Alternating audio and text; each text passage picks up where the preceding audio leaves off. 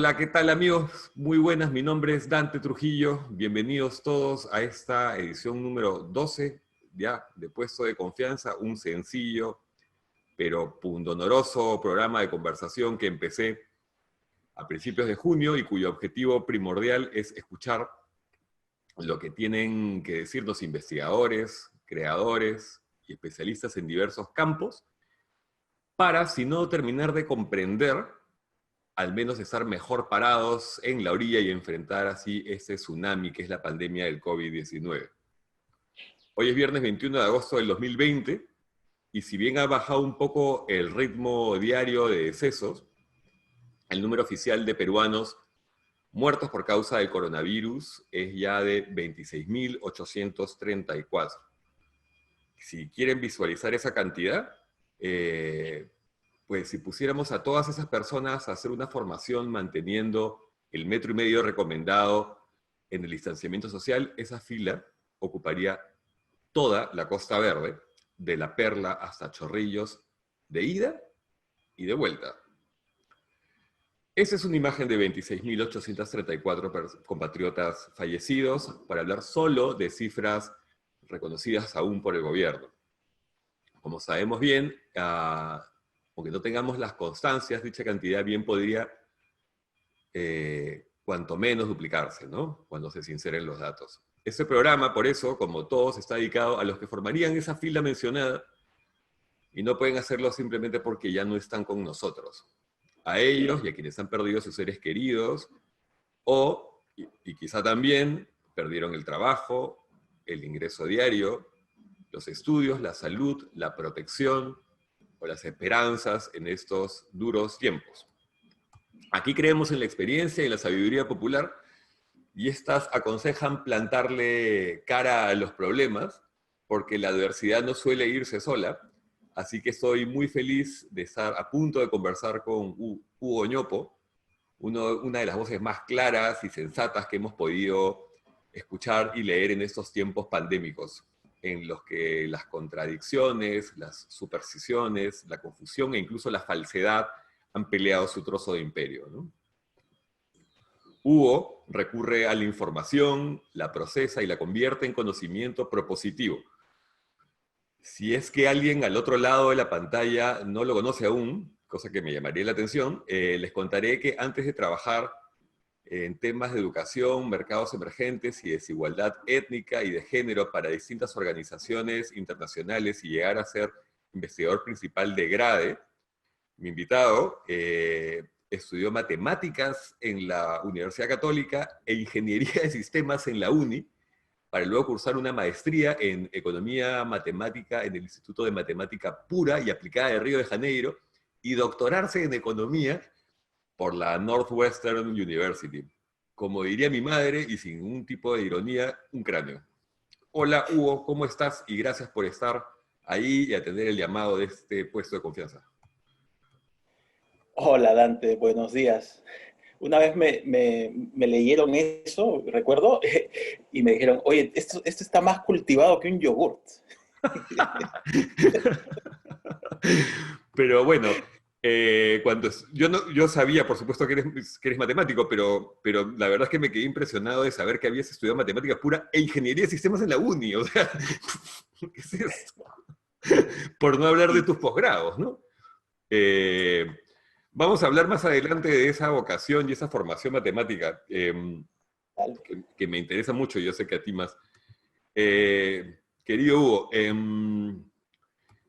para hablar de números, quizás no de la manera más feliz, refiriéndonos a fallecidos y cifras, quizás podamos sospechar diversas razones, diversos motivos, pero realmente, ¿por qué existe un desfase tan grande entre la cantidad de muertos reconocidos por el Estado y las cifras que se coligen de los reportes del SINADEF comparando los datos de estos meses con el mismo periodo de años anteriores? Uy, son muchas las razones, ¿ya? Uh-huh. Son muchas las razones, pero en el fondo lo que está detrás es ese país disfuncional que somos, esas instituciones que no funcionan, como deberían, que no cumplen con sus mandatos, vamos a decir, ¿no?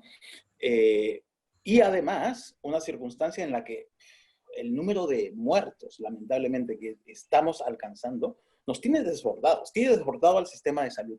Entonces, imaginemos por un rato los trabajadores del sistema de salud que tienen que atender a tantas personas y están desbordados.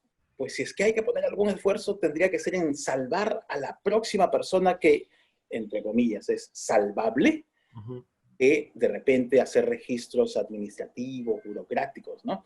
Lamentablemente hemos llegado a ese colapso, a ese borde de disyuntivas, ¿no? Entonces hay que enfocar todos los esfuerzos en salvar vidas, salvar la mayor cantidad posible de vidas. Y entonces no se llenan los registros, no se registran apropiadamente todos los nombres y tal.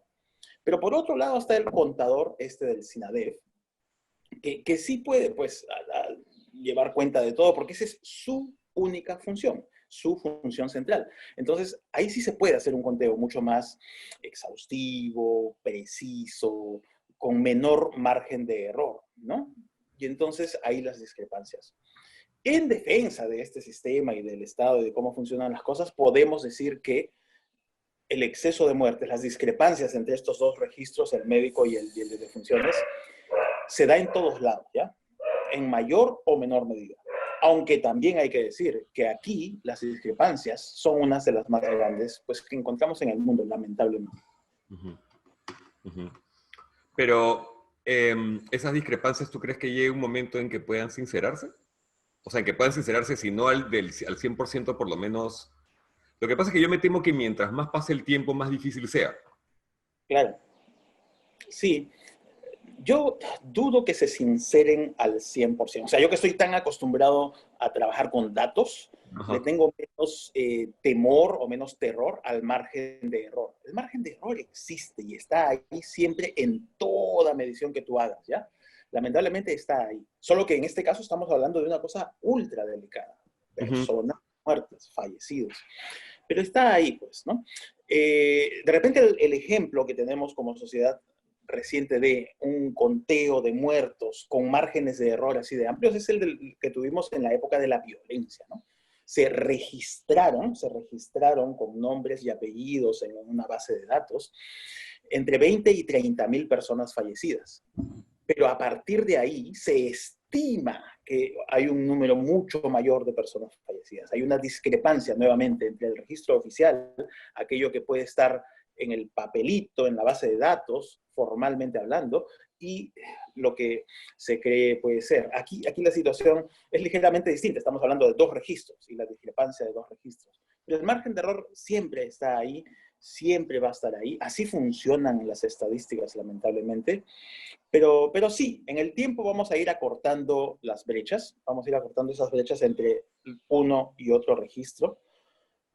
Pero el fondo de la noticia no deja de ser ultra lamentable, ¿no? Demasiados muertos, demasiados muertos. Déjame pensar en lo que dijiste sobre los 26.000, casi 27.000 muertos, que si pusiéramos uno al lado del otro, guardando la distancia, 1.5 metros entre cada uno, ¿no? Entonces, 1.5 metros por los casi 27.000, da casi 40 kilómetros. Claro. 40 kilómetros. Esa es casi la distancia de una maratón, la distancia entre Maratón y Atenas, la histórica distancia esta, ¿no? Es enorme. Claro. Si los pones en la Panamericana Sur, llegarían casi hasta Punta Hermosa, pues, ¿no? O sea, es brutal, por supuesto. En fin. Bueno, pasando a otros temas que quería tratar contigo de acuerdo a tus especialidades. Se viene hablando mucho del aumento del desempleo y, sin embargo,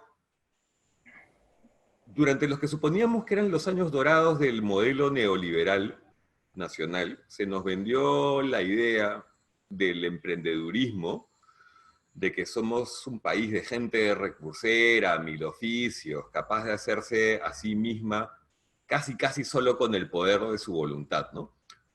Lo que sabemos ya es que este mito tan romantizado realmente era consecuencia de un sistema laboral fallido.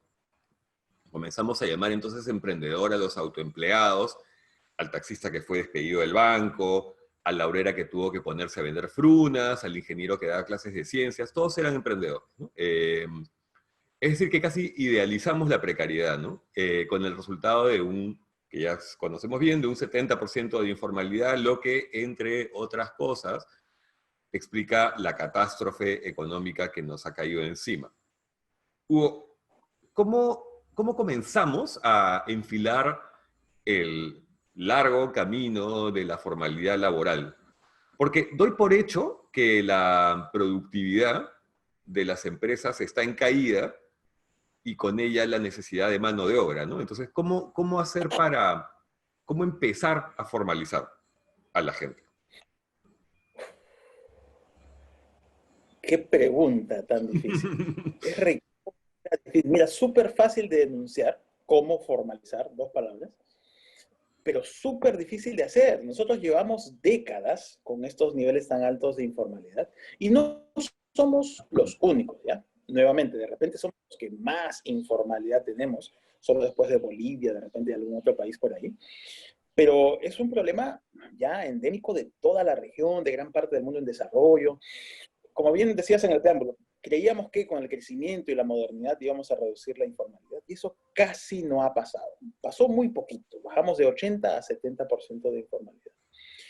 Y es un problema que tiene múltiples capas, ¿ya? Muchas capas. Hace poco escribí una columna para el diario donde trataba de poner algunas ideas sobre la mesa porque también es un tema sobre el cual muchos tenemos mitos o dogmas o ideas preconcebidas de las que casi no salimos, ¿no? Y uno de ellos es el creernos un país de emprendedores, pues, como decías. La primera oración que pusiste a la hora de enmarcar esta pregunta hablaba del desempleo. Y la verdad es que si miramos nuestras estadísticas de desempleo en los últimos 15 años, 10 años, no nos ha ido mal. Tenemos desempleo de un dígito. A veces estuvo en 9, otras veces estuvo en 6, en 5. Nos fue bien, entre comillas, en desempleo. Teníamos pocas personas desempleadas. Pero esa cifra era engañosa porque no mirábamos cuántas personas estaban en el autoempleo. O sea, personas que no tenían un empleo regular, no tenían un jefe, no iban a una empresa, sino que simplemente salían a la calle y conseguían algo que hacer, ¿no? Eran autoempleadas. Y hay de múltiples tipos, ¿ya? Un autoempleado es el dentista que me atiende, un autoempleado es el abogado que a veces resuelve nuestros litigios, pero como bien decías, la autoempleada también es la señora que vende frunas en la esquina. Y todas estas personas son muchísimas. Son 40% de la mano de obra de este país. Entonces, si hablábamos de un 7, 8% de desempleo, piensa en este otro 40% de autoempleados. Obviamente, dentro de esos 40% de autoempleados, algunos tienen empleo de calidad y algunos otros no, ¿ya? De repente hay Por lo dentistas... general creo que la productividad es bastante baja, ¿no? Sí, mira, y aquí la cifra, de ese 40% que son como 7 millones de personas, entre las mujeres que son autoempleadas, 90%, casi 90%, lleva a su casa a fin de mes una remuneración mínima vital o menos. Entonces, la gran mayoría de estos autoempleados tienen productividad muy baja, tienen empleos muy precarios, ganan poquísimo, ganan poquísimo. Entonces, seguramente para muchas de estas personas sí sería una opción tener un empleo formal, tener un empleo dependiente, que les brinde más seguridad, que les permita ser más productivas. Y aquí es donde está el gana-gana. Si estas personas fueran a un empleo con un entorno mucho más propicio para su productividad, podrían producir más, generar más producto. Y eso podría traducirse en más salarios. Esto sirve para, de alguna forma, como decías, también abogar por más empleo en las empresas. Pero la historia no termina ahí, o la historia no es tan simple como eso, porque cuando tú vas y le preguntas a estos autoempleados, oye, ¿tú preferirías ir a una empresa? ¿Quisieras tener un empleo dependiente? Una respuesta recurrente que vas a escuchar es, no, yo no quiero que me exploten. Es un comentario muy recurrente. Yo no quiero trabajar para otros, yo no quiero que se me explote, yo quiero ser dueño de mi propio negocio, de mi propio destino, de mi propio emprendimiento y tal, ¿no? Entonces, ahí hay un problema también. Necesitamos una clase empresarial que esté dispuesta a compartir un poco más los éxitos de los negocios, compartir un poco más la bonanza. Somos un país donde los salarios están muy deprimidos y se sabe que la productividad en las empresas muy grandes son mucho más grandes. Ahí habría posibilidad para compartir un poco más. No va a haber legislación que te lleve a eso, o en todo caso, si alguien está pensando en que una legislación va a resolver eso, está muy, muy errado. Pero tiene que nacer de los empresarios, tiene que nacer de una clase empleadora, emprendedora, que quiera compartir un poco mejor. Punto de partida sería esta caridad, sí, pero no es solo caridad. Es que esto es algo que nos va a permitir, en un mediano o largo plazo, ser una sociedad más cohesionada, construir mejor ese tejido social, una frase tan repetida últimamente, ¿no? Ese tejido social que hoy estamos viendo está tan fracturado. No es sencillo. No es sencillo, me imagino, además, cambiar esa mentalidad empresarial meramente mercantilista, ¿no? Y más aún en estas circunstancias. Otra cosa que me parece que justifica, o se suele usar para justificar la informalidad, es que creo que es un mito o es un prejuicio, que es costosa la formalidad. ¿Es así? ¿Es realmente costosa formalizarse en el Perú? Cuando algo es caro o barato, en realidad el que sea caro o barato depende del punto de comparación. Lo caro o lo barato siempre es relativo a algo. Y aquí hay dos márgenes de comparación que importan. Uno es este de preguntarnos, ¿cuánto cuesta contratar a un trabajador en el Perú en comparación con cuánto cuesta contratar al mismo trabajador en alguno de nuestros países vecinos, en Ecuador, en Chile, en Colombia, en Brasil, en Argentina, en Uruguay? Y cuando uno hace esas comparaciones de los costos no salariales en América Latina, resulta que en Perú no estamos ni muy caros ni muy baratos, estamos en la mitad de la tabla. Los costos no salariales en Perú están en la mitad. No estamos tan mal. Reducirlos no parece ser, no parece tener mucho margen de acción. Pero además una cosa, en los países en los que recientemente se redujo ese costo extra salarial, los cambios en la formalidad han sido minúsculos, muy, muy pequeños, ¿ya? Colombia es un claro ejemplo que hace menos de 5 años redujo los parafiscales y no ha tenido mucha reducción en la formalidad. Ha tenido algo, pero no mucho. O sea, por ahí se puede ganar algo, pero no tanto tampoco. Ahora bien, otro margen de comparación, el de un empresario local, el que produce aquí en Lima, contrata aquí en Lima o en cualquier ciudad del país, que contrata en el Perú, dice, oye, pero mi margen de comparación no es con el sobrecosto en otro país. Mi margen de comparación es cuánto pago versus cuánto recibo, ¿no? En el sentido de cuánto más tengo que pagar por la formalidad versus cuáles son mis ganancias respecto de la formalidad. Y ahí es donde el factor clave a mirar es el de la productividad de los trabajadores. Lamentablemente, en nuestro país, la productividad de los trabajadores es bien baja. Y aquí sirve el ejemplo que te conté hace unos minutos. De todos los autoempleados, o mejor dicho, de todas las autoempleadas mujeres, 90% de ellas no pueden llevar al cabo de un mes a su casa una remuneración mínima vital. O sea, la gran mayoría de autoempleados tienen una productividad bajísima, bajísima, bajísima. Esto es un reflejo de qué sociedad somos, qué capacidades o qué habilidades cognitivas tenemos, cuánto podemos producir. Lamentablemente estamos produciendo muy mal, tenemos productividades muy bajas y esto tiene que ver con cosas que funcionan en el mercado de trabajo, tiene que ver con cómo trabajamos los peruanos, pero hay un paso previo que es muy importante. Para poder ser productivos, para trabajar bien, necesitamos haber desarrollado habilidades. Y es por eso también que resulta tan importante invertir en la educación. Claro, claro, claro, claro, claro. Ahora, ya que lo has mencionado, esa precariedad laboral y, digamos, autoempresarial, me imagino, bueno, lo has citado, ¿no? Pero afecta especialmente por género, porque la monoparentalidad es alta y son muchísimas las madres solteras que ahora mismo deben enfrentar el desastre, ¿no? Más allá del dato que has dicho, que has mencionado de que de las mujeres que no llegan al sueldo mínimo o que bordean el sueldo mínimo cada mes en sus emprendimientos propios, ¿cómo afecta esta situación a las mujeres? Eso es bien importante, porque por ahí van las nuevas líneas de investigación, de tratar de reconocer que muchas cosas que suceden en el mercado de trabajo no se resuelven solo en el mercado de trabajo. Hay una cosa bien importante que sucede al interior de los hogares, y los vasos comunicantes entre el trabajo y la vida doméstica son mucho más fuertes de lo que creíamos.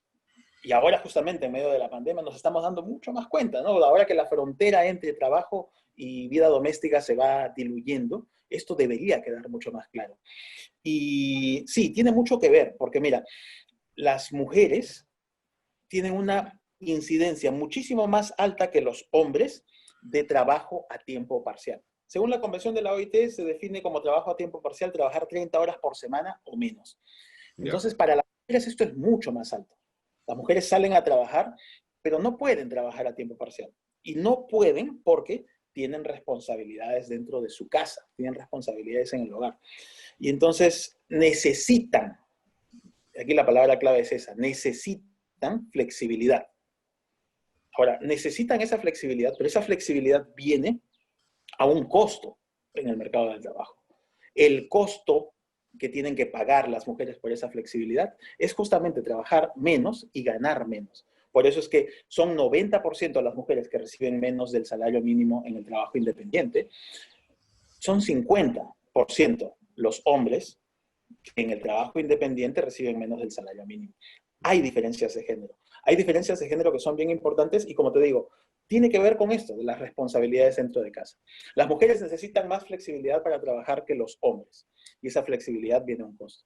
¿Y por qué necesitan más flexibilidad las mujeres? Porque dentro de casa, dentro de nuestros hogares, las mujeres cargan con mucho más responsabilidades que los hombres, del tiempo. Para que nuestras casas funcionen, normalmente, se necesita muchísimo trabajo. Trabajo de múltiples formas, ¿ya? Hacer las cuentas de la casa, pagar los recibos, agua, luz, internet, todas las cosas. Acompañar a los hijos en sus tareas, en su bienestar, contarles un cuento por la noche de repente, o hablarles a la hora del desayuno o a la hora del almuerzo. Hay que también servir a los adultos mayores, a nuestros padres, a nuestros abuelos, a nuestros ancianos. Hay que arreglar miles de cosas en la casa, especialmente ahora en tiempos de pandemia. Se malogró un caño, pues hay que arreglarlo. Se cayó un cuadro, pues hay que colgarlo. Además que la casa tiene que ser barrida, trapeada, encerada. Tenemos que cocinar, tenemos que lavar los platos. Todo eso suma muchísimas horas. En promedio, un hogar peruano necesita poco más de 30 horas semanales de trabajo doméstico. Pero de esas, 80% son hechas por manos femeninas. Y solo 20% las hacemos los hombres. Entonces hay un desbalance recontra grande aquí. Las mujeres están a cargo de mucho más cosas en nuestras casas. Y no solamente están a cargo de mucho más cosas así, en promedio, sino que además, y esto es lo que más causa estragos, además están a cargo de las labores que surgen intempestivamente. ¿Qué pasa cuando al hijo le da fiebre durante la noche y a la mañana siguiente no puede ir al colegio? ¿Quién lo lleva a la emergencia? ¿O qué pasa cuando el hijo, lamentablemente, se porta mal en el colegio, tiene una reprimenda y llaman a un padre de familia para ir al colegio? ¿Quién va a esa reunión? o quiénes son las que van a las reuniones de padres de familia, o quienes llevan a los padres a las citas médicas, especialmente a las intempestivas, a las que surgen de emergencia. Entonces, no solamente las mujeres disponen de menos tiempo, sino que una parte importante de ese poco tiempo que disponen tiene incertidumbres. Por eso es que necesitan tanta flexibilidad. Ujú, ujú. Además de, bueno, el trabajo doméstico es algo de lo que se habla mucho últimamente sobre la posibilidad de que sea remunerado, ¿no? Y otra cosa que las mujeres también hacen es que tejen las redes solidarias, ¿no? O sea, por ejemplo, los comedores populares y demás acciones comunitarias muchas veces son llevadas a cabo precisamente por las mujeres en el poco tiempo que tienen, ¿no? O sea, se hacen tiempo, que es una habilidad proverbial de las mujeres, ¿no? La de hacerse tiempo. Pero muchas veces no es que tengan la habilidad, sino que forzosamente tienen que hacerse el tiempo por las razones que acabas de mencionar tan claramente, ¿no? Claro, es el círculo virtuoso en este caso de, dada la necesidad, dado el desarrollo de la habilidad, ¿no? Otra necesidad que es tradicionalmente asignada a los roles femeninos es la del multitasking, ¿no? La de Claro, claro. manejar múltiples actividades al mismo tiempo. Y sí, pues, justamente porque se les ha asignado tradicionalmente ese rol de balancear todo, es que efectivamente han desarrollado habilidades para balancear todo. Ujú, ujú. Hugo, y en relación a lo laboral, ¿cómo es el asunto entre Lima y las provincias? Porque a simple vista pareciera que el desempleo no golpeara tan fuerte en el interior, pero estoy seguro que hay truco en esa información, ¿no? Cómo es sinceramente la relación del empleo o perdón, del subempleo en provincias? Es como si me hubieras leído la mente, Dante. Justo anoche estaba trabajando eso.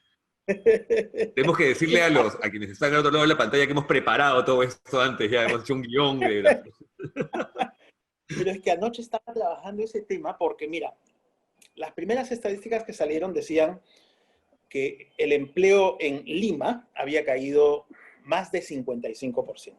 Y es que las primeras encuestas que se publicaron, la de la EPE, la famosa EPE, Encuesta Permanente de Empleo, eran estadísticas solo para Lima y solo podíamos saber lo que pasaba en Lima. De ahí nada más podíamos decir, oye, ya, a partir de aquí podemos pensar que en el resto del país la cosa es similar.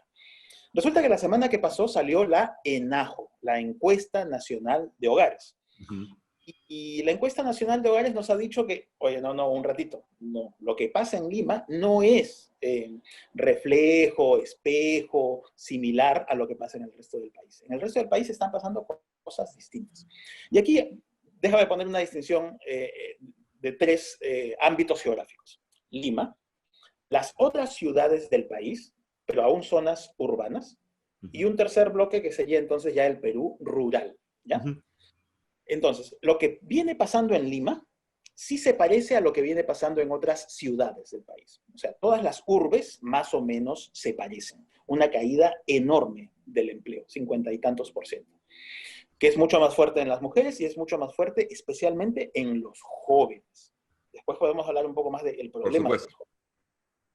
Pero lo que llama la atención cuando uno mira estas estadísticas es que el empleo rural no cayó. A este 55% de Lima, 47, 48% del resto de urbes del Perú, se le compara una caída de solo, y digo solo entre comillas, solo 6% en zonas rurales. ¿Cómo conviven ese 55, 48 y 6? La primera cosa que uno diría, oye, esta pandemia no le golpea a las zonas rurales, no está golpeando a las zonas rurales. Pero ya estoy encontrando algunos hilos que permiten entender qué es lo que está pasando. El empleo en zonas rurales no ha caído mucho porque mucha gente ha ido a las zonas rurales. Y han ido a las zonas rurales a trabajar entre comillas, porque la categoría de empleo que ha crecido en las zonas rurales es la de trabajadores familiares no remunerados. ¿Recuerdas tú la marcha de migrantes que se dio por ahí en Claro, por supuesto. abril, mayo? Ahí está viéndose reflejada en las estadísticas. Son muchas personas que de repente tenían empleo remunerado en Lima llegó la pandemia, vieron que no tenían posibilidades de generar ingresos en las ciudades y entonces comenzaron a migrar hacia el campo. Han llegado al campo donde tenían la familia, tenían la chacrita, tenían la casita, tenían dónde llegar, pero no tienen un empleo. Y entonces, ¿qué están haciendo? Están trabajando, sí, pero sin un salario. Son trabajadores familiares no remunerados, no reciben un salario.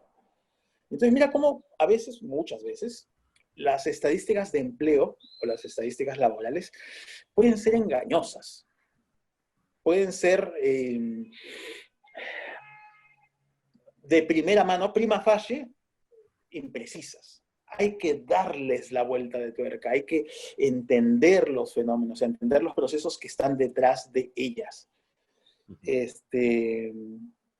esto me puede llevar a una discusión súper grande, porque somos una sociedad que, no solo la peruana, la humana, somos una sociedad que ha comenzado a valorar muchísimo esto de las estadísticas y el hablar con estadísticas. Y muchas veces a mí se me dice inclusive, ¿no? Es que como Hugo habla con estadísticas, él habla con verdad. Y no es tan cierto. O sea, no solamente por poner un número sobre la mesa o en un tweet o en una discusión, ya uno tiene la verdad. La estadística no es la verdad. Con estadísticas también se puede mentir o también se puede tener diagnósticos errados. Y es por eso que lo que se necesita es muchas evidencias, no solamente estadísticas, evidencias cuantitativas, evidencias cualitativas, y además una comunidad científica, que juntos piensen y debatan y dialoguen y cuestionen las verdades para juntos ir descubriéndolas, encontrándolas. Este es un caso muy, muy sintomático de eso, de cuánto necesitamos. Sobre la ciencia también vamos a volver un poquito más adelante. Quiero acabar un poco con el capítulo económico para proseguir. Hablando de lo económico, justo.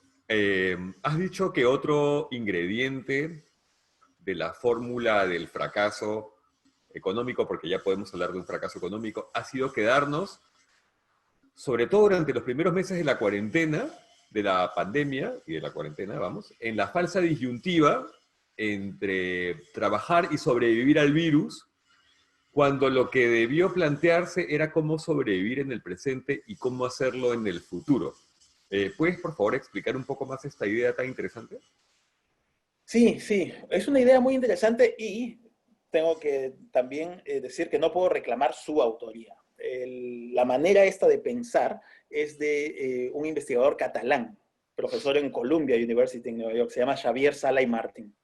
Él es el que, a quien le escuché por primera vez el argumento y me pareció súper sólido y hemos ido elaborándolo, ¿no?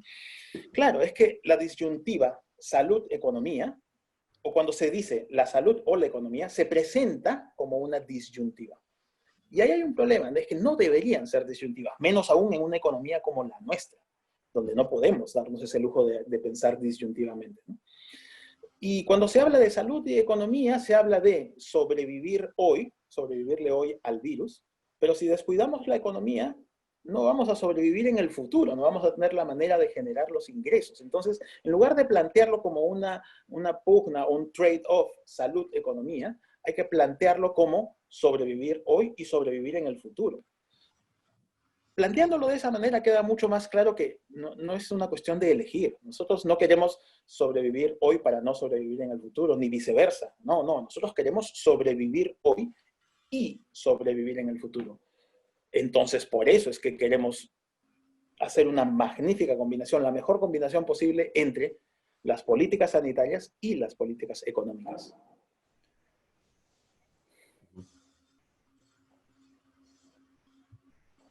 Hugo. Pensé que te había congelado. Pensé que te había congelado. Perdón. A propósito de ello, también has planteado que la cuarentena, como fue planteada, no funcionó, ¿no? Que es una cuestión que puede resultar polémica. Supongo que tienes unas buenas razones para ello, para sustentar ello, y me imagino que pueden ir por el lado de la pobreza y del hacinamiento, pero ¿puedes, por favor, explayarte en tus argumentos? Puede resultar polémica y puede también sonar a general después de la batalla. Y es lo último que quisiera hacer, ¿no? Un general después de la batalla. Porque también hay que hay que considerar que de esta pandemia no sabíamos mucho. De cómo lidiar con una pandemia tampoco. Entonces, todo ha sido un continuo aprendizaje. Y de eso se trata la ciencia, de ir aprendiendo, de tener intuiciones primeras y creer que las soluciones van por un camino. Pero después, si es que uno identificó que la solución no va por ese camino, hay que corregirlo, ¿no? Entonces, de repente, ese es uno de esos aprendizajes. Cuando a mediados de marzo se nos dijo, quedémonos todos en las casas, imitemos el modelo que se viene haciendo, que se viene aplicando en Europa, de cuarentenas estrictas y generalizadas para todos, de buenas a primeras, con el susto, tratamos de hacer caso y aplaudimos inclusive, ¿no? Dijimos, sí, sí, es lo que hay que hacer. Pero de buenas a primeras también no pensamos que ese tipo de confinamientos en nuestra sociedad son imposibles de llevar, ¿no? Te hablaba de ese 40% de autoempleados que generan tan pocos ingresos y además los generan en el día a día, ¿ya? Entonces, para estas personas, para muchas personas en este país, dejar de trabajar un día es dejar de comer.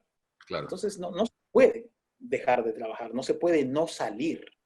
Teníamos que salir. Entonces, el mensaje inicial ese de quédense en la casa, quédense en la casa, quédense en la casa, no era aplicable en una sociedad como la nuestra. De repente era aplicable en una sociedad con formalidades mucho más altas como las europeas y tal, pero no aquí. Aquí el mensaje debió ser otro.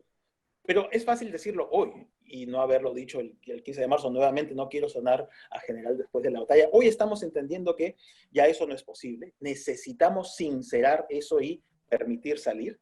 Pero entonces salir de la manera más inteligente posible. Salir de la manera más cauta posible, entendiendo bien que necesitamos cuidarnos.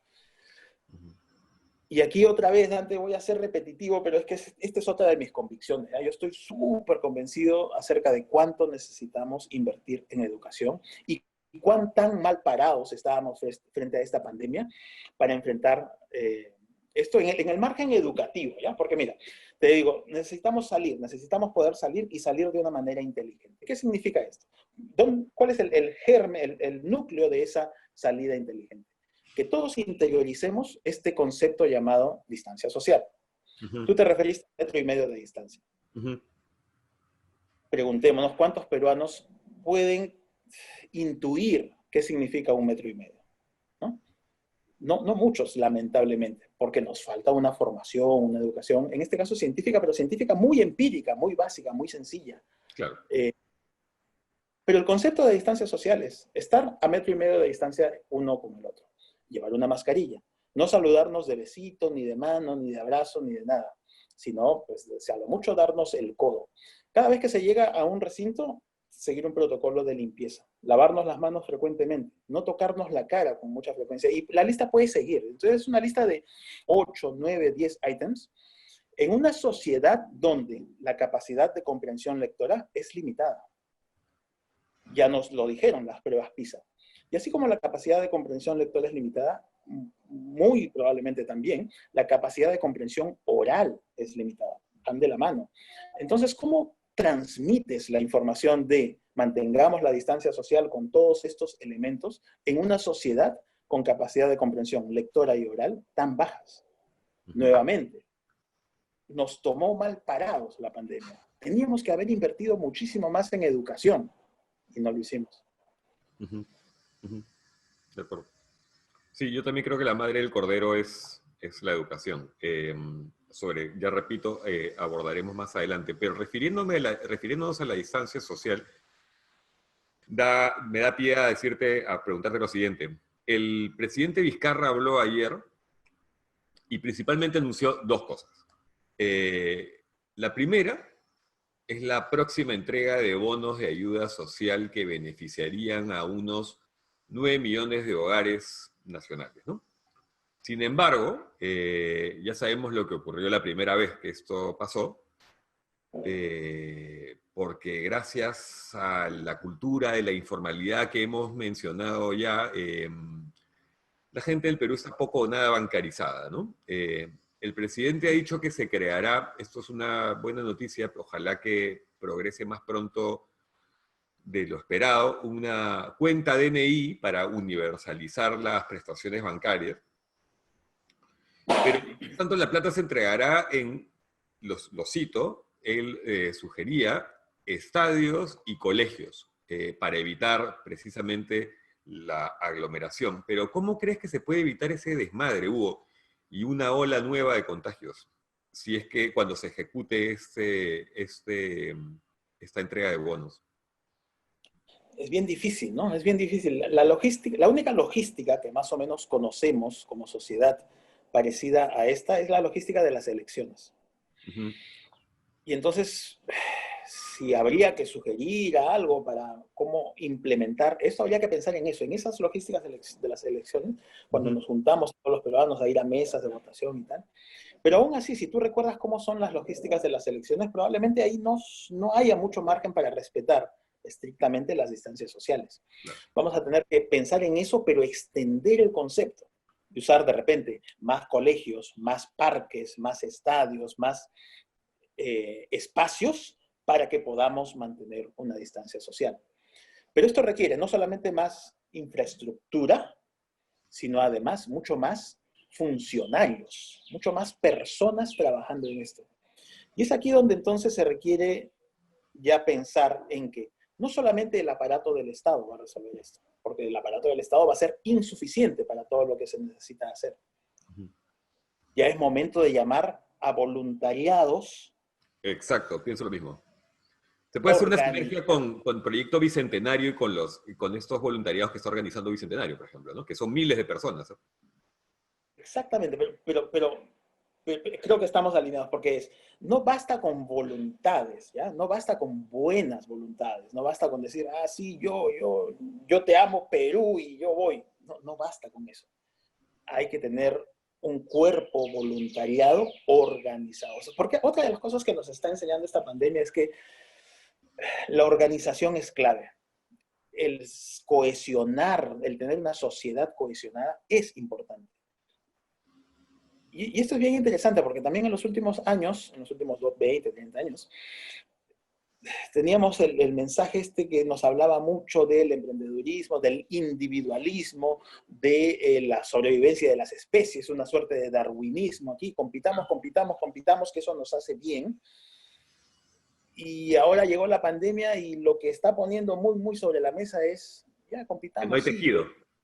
pero más que eso, cooperemos, tejamos, exacto, tejamos, construyamos algo. El bienestar de todos nos hace bien a todos. Claro. Y organizarnos es bueno, ¿no? Porque, nuevamente, no basta con la voluntariedad del querer aportar. Si es que todos hoy quisiéramos aportar, de repente hoy todos salimos y colapsamos la avenida, el Estadio Nacional, colapsamos el recinto. No, tampoco esa es la forma. Tenemos que organizarnos. ¿Y cómo vamos a organizarnos de alguna manera buena? Bueno, hay que seguir a algunos líderes bien intencionados, bien organizados, que sepan hacer esto, y hay que seguir instrucciones, una capacidad para la cual no somos tan buenos, ¿ya? Sí, sí, Toma en claro. cuenta en nuestras ciudades, ni siquiera la instrucción de detente en la luz roja es respetada, ¿no? Claro. Hasta la luz roja en nuestros semáforos es irrespetada. Uno mira la luz roja y después de mirar la luz roja arriba, rápido mira en la pista si hay un policía que esté haciendo circular la vía, ¿no? Eh, Así somos, pues, así somos. Tenemos esa sociedad, tenemos que pensar en la reconstrucción. Ujú. La Ujú. reconstrucción requiere un cambio cultural. Ujú. Y con lo cultural, yo siempre repito que pasan dos cosas, una buena y una mala. La buena es que la cultura puede cambiar. Viene cambiando, está cambiando, por ejemplo, en temas de discriminación, en temas de género, discriminación étnica me refería, en temas étnicos, en temas de género. Culturalmente podemos cambiar. El problema es que los cambios culturales no suceden de la noche a la mañana. Toman tiempo, pero hay que trabajar en ellos. No por ello hay que descuidarlos, hay que trabajar persistentemente cada día para que los cambios se den. De acuerdo, de acuerdo. ¿Y qué opinas de la creación de esta por lo menos en el papel de la creación de esta cuenta DNI, es el camino correcto hacia la formalización, me imagino, bancaria, ¿no? Sí, sí, porque hay que también poner sobre la mesa que nuestra informalidad no es solo una informalidad laboral. Claro. De hecho, mucho más grande es la informalidad comercial que tenemos. Eh, a todos nos pasa por aquí la piratería de libros, la piratería de películas, la piratería musical. Eh, muchos compramos eh, boleto factura. No, así nomás. Así nomás que nos simplifica la vida a San veces. Francisco se decía en mi época. No sé San por qué. Francisco. San Francisco, ¿por qué? No sé, cuando no querías factura decías San Francisco y ya era sin factura. Ah, mira, no había escuchado. Sí, San sí, sí, sí, Francisco. nunca supe el origen, pero sí, sí. Bueno, perdón, te San, interrumpí. debe ser onomatopeico, ¿no? Claro, San claro. Francisco. Sin factura, sí, claro. San Francisco. Bueno, y ese, así nomás, San Francisco, a veces es por prisa, simplicidad, ¿no? Pero a veces también es por evitar pagar Claro. impuestos, ser rastreados. Entonces, si ahora tenemos todos una cuenta de DNI y cada vez más eh, digitalizamos nuestras transacciones, vamos a poder formalizar mucho más, se va a poder rastrear mucho más. Porque también hay algo importante que decir. La informalidad laboral es así de grande y es muy difícil que algunos inspectores, que algunos pocos inspectores puedan controlarla. Es algo físicamente imposible, muy difícil. Ujú. Pero si es que todas las transacciones se digitalizaran y entonces se pudiera rastrear la informalidad comercial ya electrónicamente, ahí ya no necesitas muchos inspectores que físicamente vayan a revisar planillas o a cerrar negocios, no. Ahí lo que necesitas es un conjunto de big dateros, personas de big data, Ujú, que ujú. desde las oficinas de SUNAT pueden hacer los rastreos, ¿no? Entonces, se hace mucho más costo eficiente el monitoreo de la formalidad, la manera policial de combatir la informalidad, que es una de las maneras, una manera muy importante, pero ahí está, ¿no? Entonces, también abre una puerta importantísima a la formalidad. Pero la clave está en algo que he dicho ya 2 veces, pero me he pasado muy rápidamente, que es necesitamos entonces ahora digitalizar las transacciones. Muy fácil de decir, y de repente hasta nos resulta obvio en ciertos círculos sociales aquí, pero es algo absolutamente inexistente en la gran mayoría de peruanos.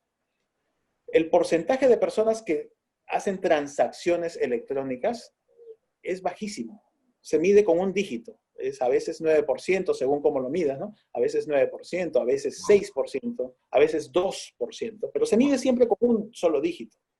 Son muy pocas las transacciones en nuestro país que pasan por medios digitales, siendo tan sencillo, siendo tan práctico.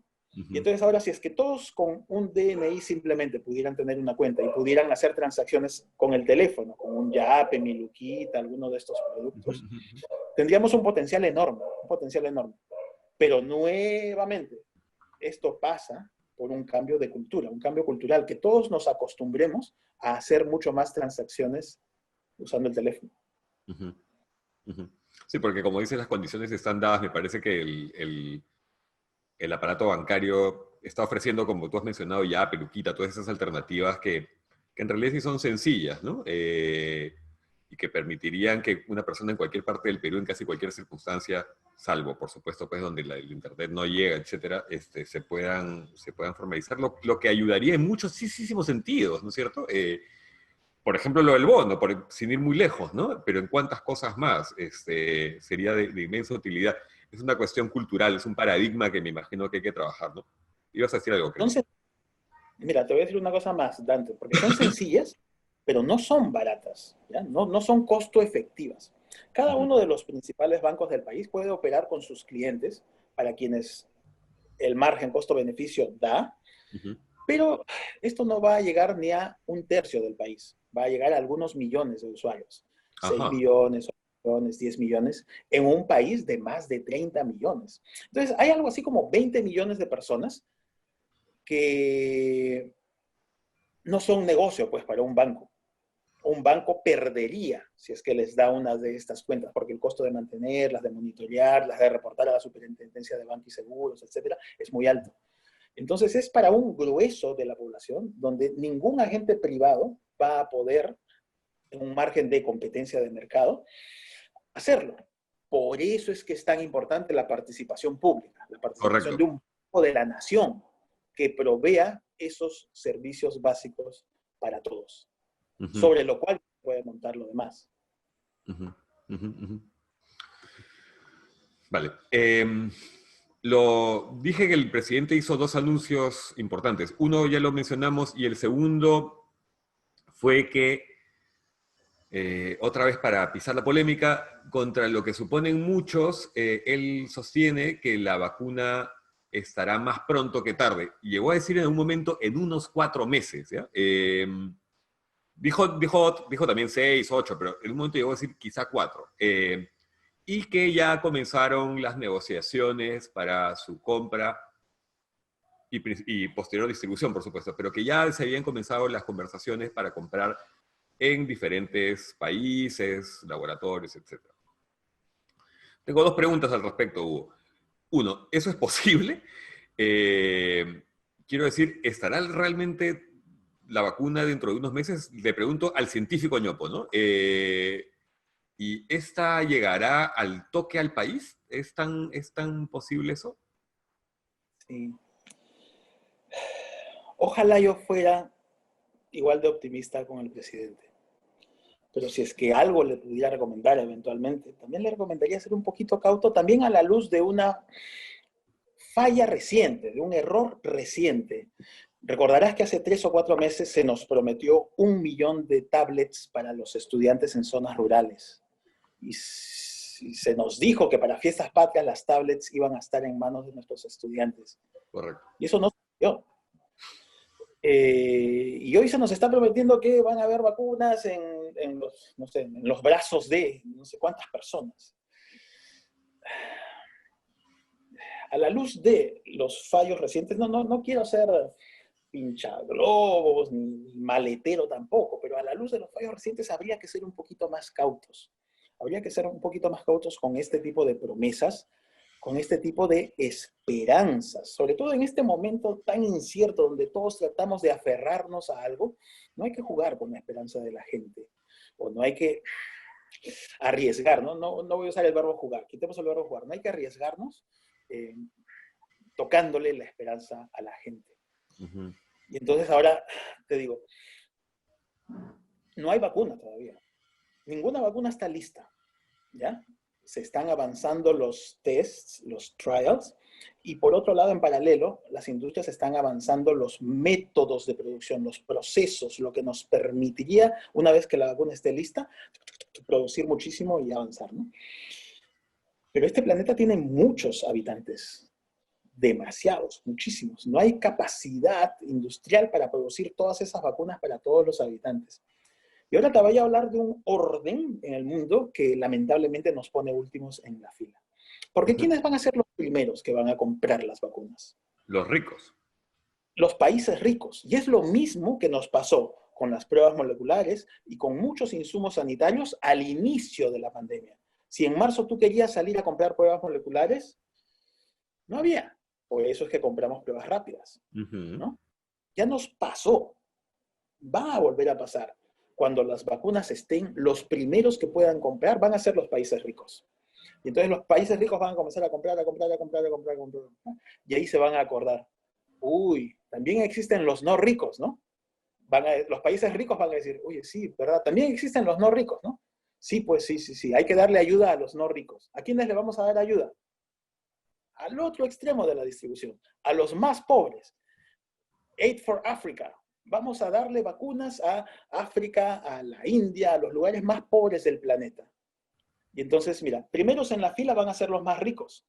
Claro. Segundos en la fila van a ser los más pobres. Y siempre, no siempre, pero muchas veces va a sucedernos, como muchas veces va a sucedernos esto, de estar entrampados en la mitad. Y por estar entrampados en la mitad, vamos a ser los últimos de la fila. Es triste, pero es real. Así funcionan las cosas. Alrededor de esto yo recomiendo un hilo que ha puesto Cristian López en Twitter. Cristian López tiene un hilo que justamente pone esto en blanco y negro con mucho más conocimiento de causa porque él está estudiando muchísimo esto en estos últimos momentos, justo también a partir del ángulo de la cooperación y cómo es que este es un momento de oro para trabajar muchísimo más la cooperación, no solo a la que me refería minutos atrás entre individuos en sociedades para ser más cohesionados, pero también a la cooperación internacional. Luego, otra cosa que me da curiosidad y que he referido previamente en conversaciones de este mismo programa, es cómo se llevará a cabo cuando suceda, o sea, cuando, vamos a suponer que la vacuna llegue aquí pues en un año, ¿ya? Suponiendo, ¿no? En un año. Lo que me da curiosidad... ¿Perdón? Suponiendo optimistamente. Claro, por supuesto, por supuesto. Un año es un escenario que debería ser visto como optimista. Suponiendo que optimistamente la vacuna esté aquí en un año o año y medio, me da muchísima curiosidad saber cómo será la distribución. Y aquí también te quiero hacer una pregunta de tu competencia, o sea, de claramente tu competencia. Y si este esfuerzo, Hugo, no valdría también la pena en este esfuerzo aprovecharse para hacer un nuevo censo nacional que nos permita ver una foto real del desastre, ¿no? O sea, digo, si se va a hacer el esfuerzo logístico de llevar 30 y pico millones de vacunas a todo el país, ¿por qué no hacer un nuevo censo en ese envión, digamos, ¿no? Que nos permita eso, ver lo que ha ocurrido, ver la nueva pobreza, la nueva situación en la que se encuentra la gente para que eso permita articular políticas a futuro, ¿no? Es que es extremadamente difícil, Dante. Es ¿Ah, extremadamente difícil llegar a este país. O sea, primero, no vamos a tener los 30 millones de vacunas en un envión. Los vamos a tener en una secuencia que se va a extender durante varios meses o años.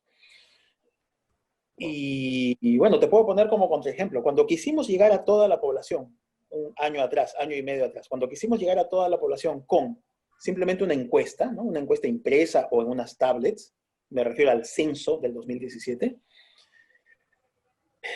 nuevamente, déjame decirlo sin ser maletero ni pinchaglobos, déjame decirlo honestamente, fracasamos.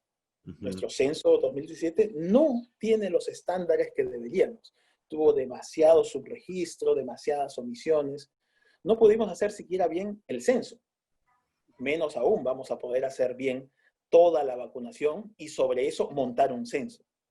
Es imposible, no tenemos las capacidades, lamentablemente. Pero ¿sabes qué es lo que va a pasar también, Dante? Cuando comience a estar la vacuna disponible en esos países pudientes, van a ser muchos, van a ser varios los hogares en este país que van a tomar un avión y se van a ir a esos países y se van a vacunar. Y bueno, harán alguna otra cosa, de repente un tour, de repente un trabajo, de repente alguna cosa y volverán. Entonces, no todos en el país van a vacunarse cuando la vacuna llegue al país, ¿no? Esto también es otra señal de cuán desiguales somos. Somos un país recontra desigual. Aquí hay personas con estándares de vida bien altos, ¿no? Similares a los de muchos países de Europa y tal, pero convivimos con otras personas con estándares de países muy bajos, estándares calcutianos, vamos a decir. Claro. Bueno, claro, la desigualdad es brutal y lo más probable es que se agrave, ¿no?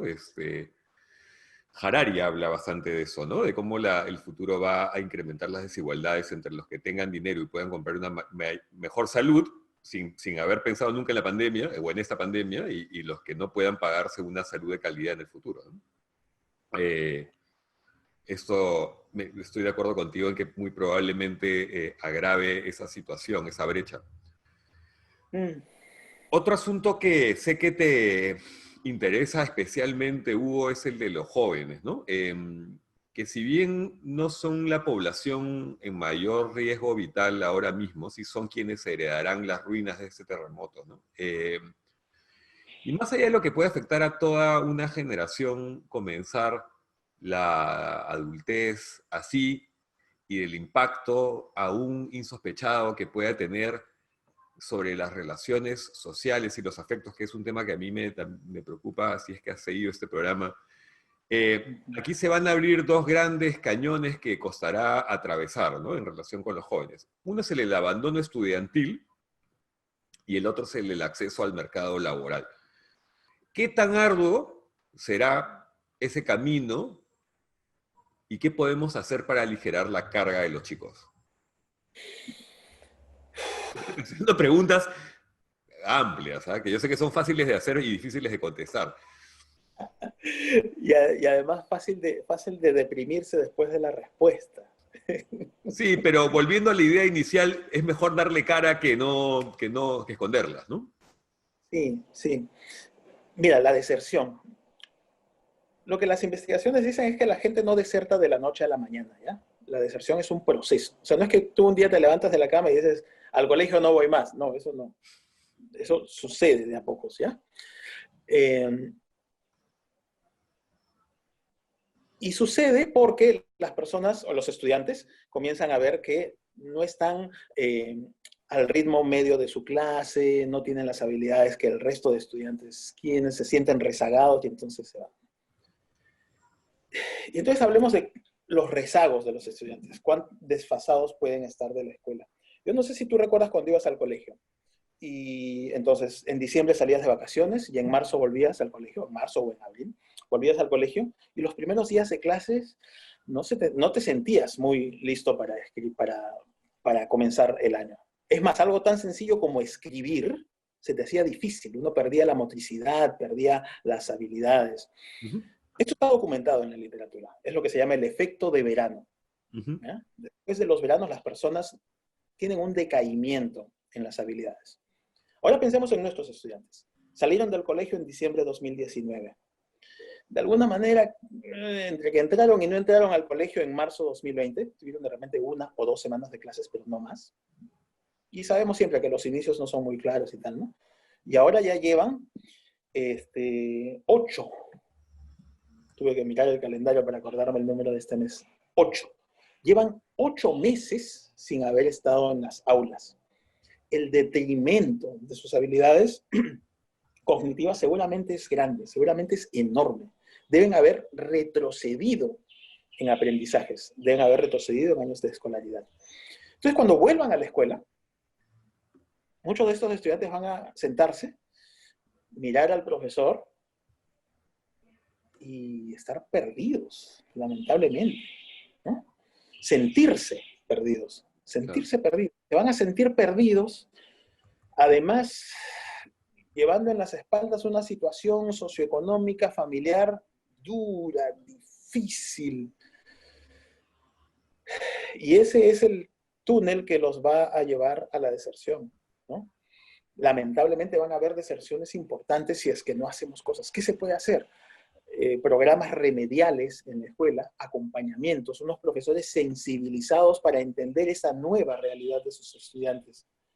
Uh-huh. Reconocer que lamentablemente van a haber retrocesos y no va a ser culpa de los estudiantes, ¿ya?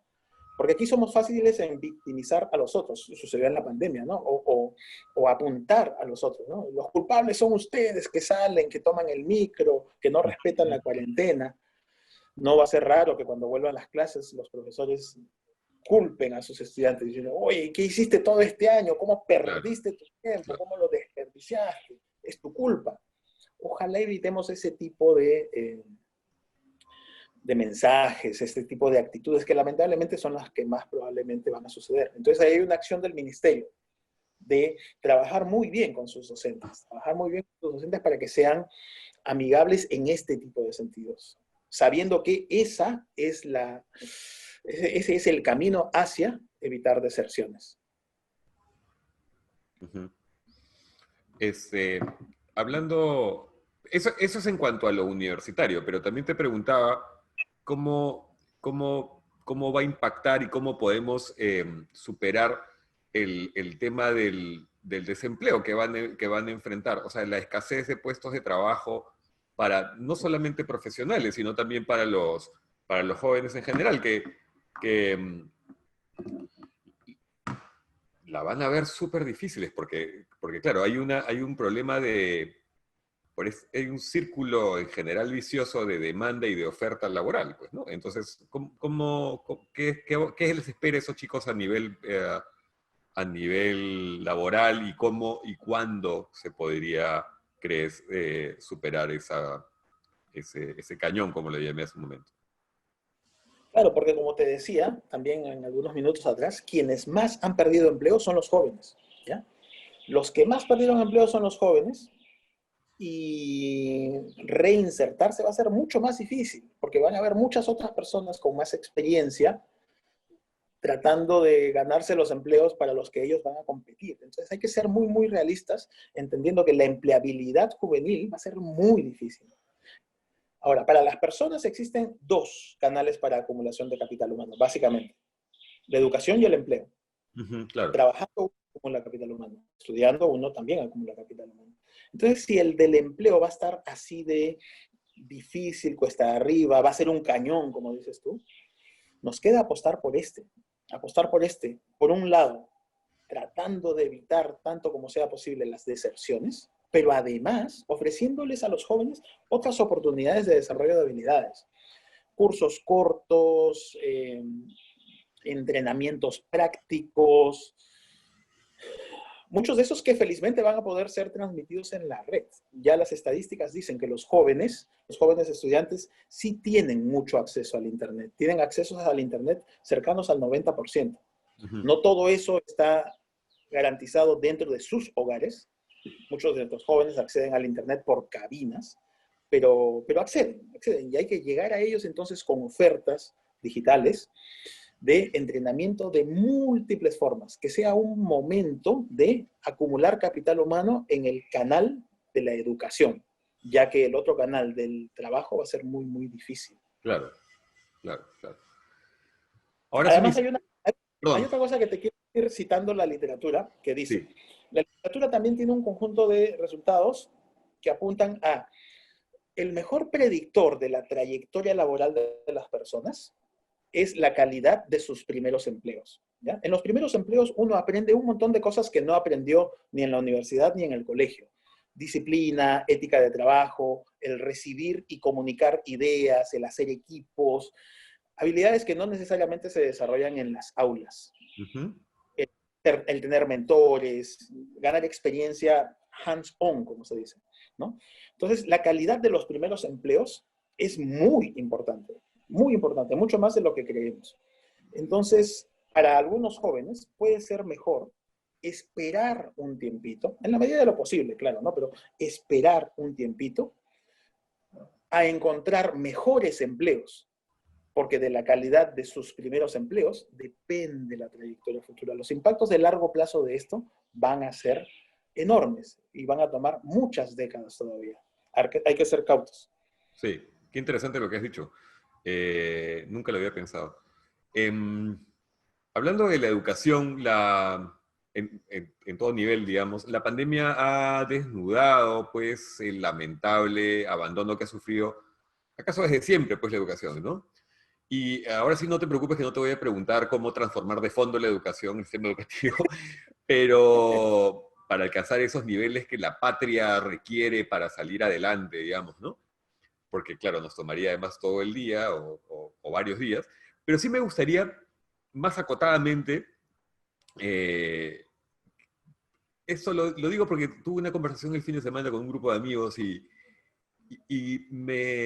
quedó esto, ¿no? Sobre qué hay que hacer.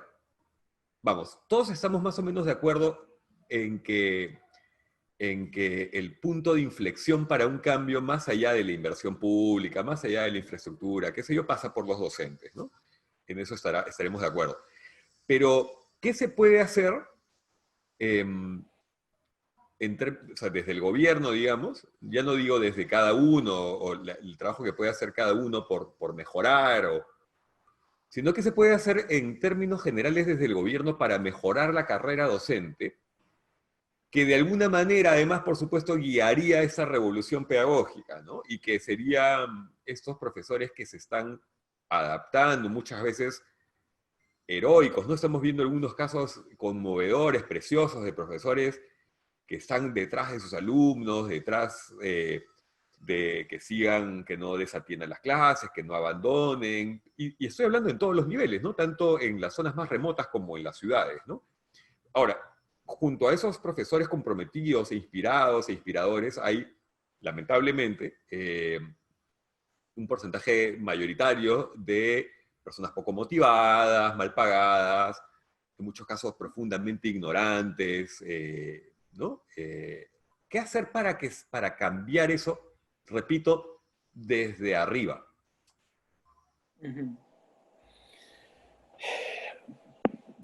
Lo primero es reconocer nuevamente que se necesita un proceso. Esto no va a cambiar de la noche a la mañana. Hay que cambiarlo.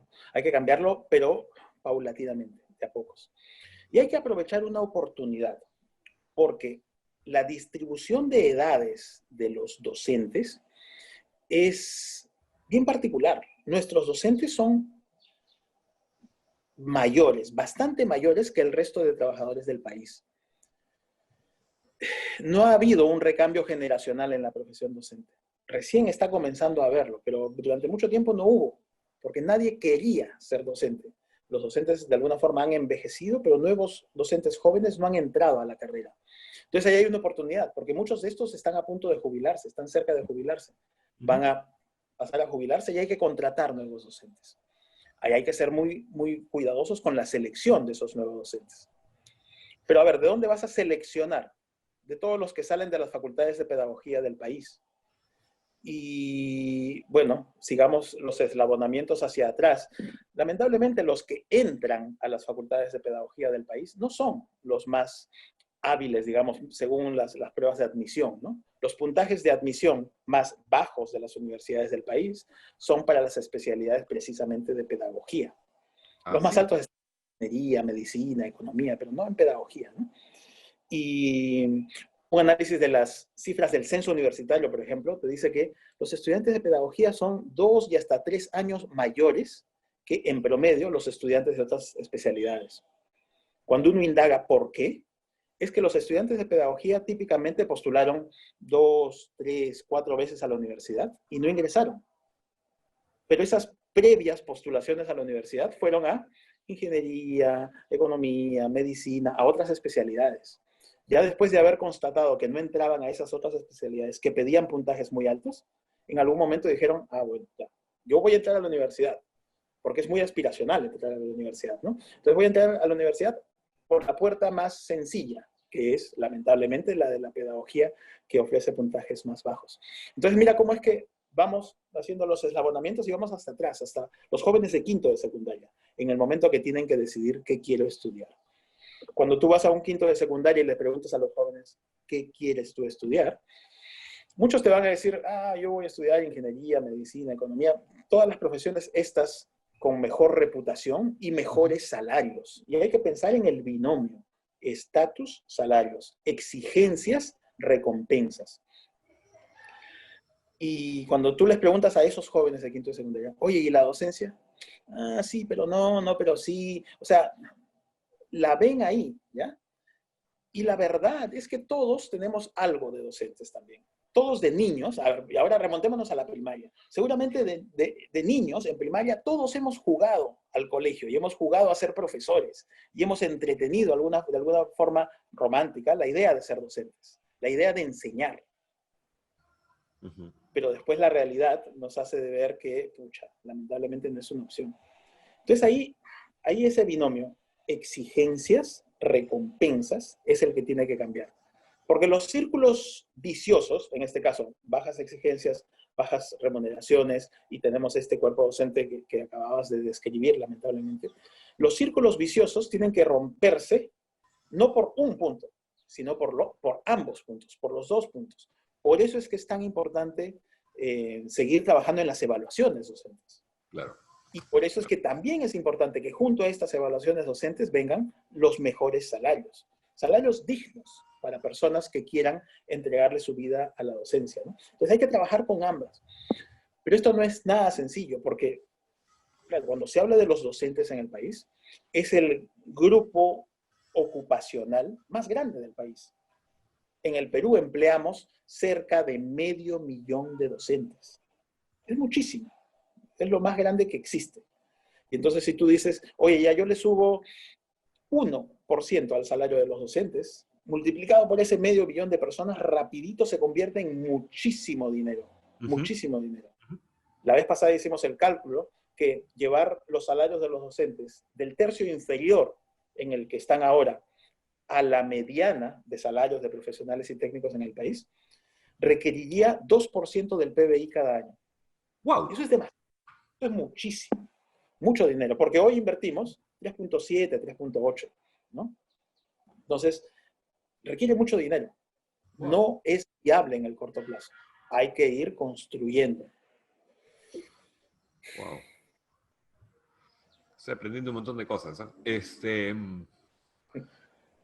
respecto a la ciencia, que es otro tema que yo sé que te apasiona, lo que sucede es un poco parecido, ¿no? Es un tema vasto que arrastra un desdén similar, histórico, ¿no?